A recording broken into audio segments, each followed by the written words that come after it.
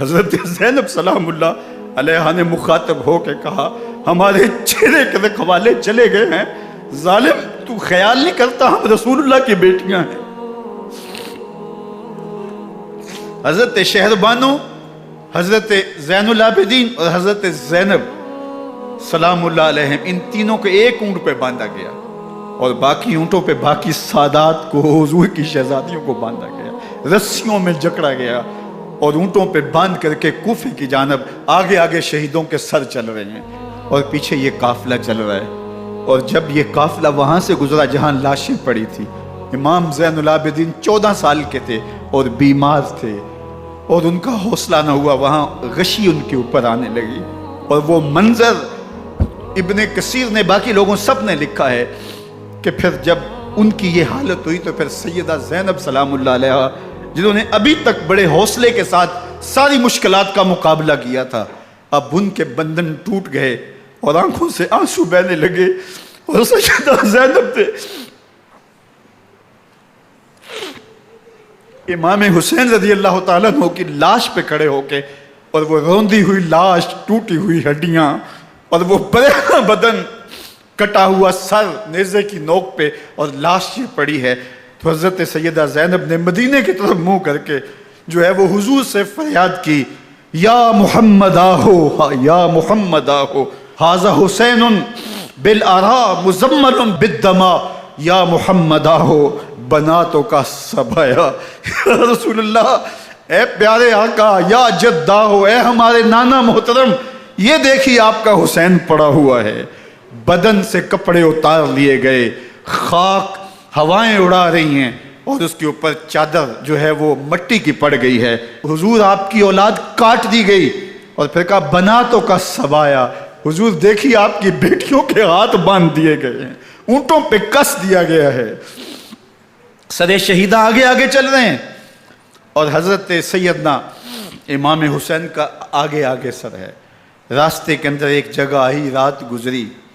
اور ان کو اتارا گیا۔ رات کا موقع تھا، ایک خاتون آئی اور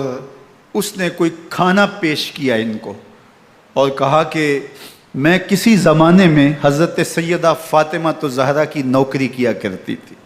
ان کی لونڈی تھی، ان کی کنیز تھی، اور آج مجھے پتہ چلا کہ آپ لوگ گزر رہے ہیں تو میں نے کہا کہ میں اپنی مخدومہ کے خاندان کی خدمت کروں۔ اور پھر اس نے کہا کہ اس وقت سیدہ کی گود میں ایک 6-7 ماہ کی بچی تھی جس کو زینب کہا کرتے تھے، تو سیدہ زینب نے کہا کہ اماں اگر پہچانتی ہو تو وہ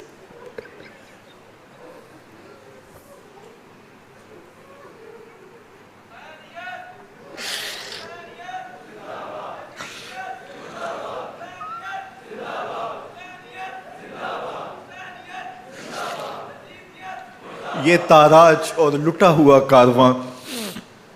پھر وہاں سے کوفے میں کیسے پہنچا، اور کوفے کے اندر سیدہ زینب سلام اللہ علیہ نے وہ یزید کے دربار میں، ابن زیاد کے دربار میں وہ جرأت آمیز جو باتیں کہیں، اللہ اکبر، زینب کی زبان میں علی کی خطابت بول رہی تھی، اور پھر دشمن اور دوست سارے رونے لگے، اور وہ کیا دل گداز منظر تھے، اور پھر یہ سروں کا قافلہ اور سادات کرام کا مشکیں کسی ہوئی ہیں اور اونٹوں پہ باندھے ہوئے، ان کو وہاں سے پھر قادسیہ اور قادسیہ سے پھر دمشق یزید کے دربار میں پہنچایا گیا، اور وہاں سے یہ لٹے ہوئے خانمہ برباد تاراج لوگ مدینہ المنورہ میں کیسے پہنچے، اور اہل مدینہ نے کیسے استقبال کیا، اور وہ منظر کتنا دلگداز تھا جب اہل مدینہ زینب سے پوچھتے تھے زینب حسین کہاں ہے؟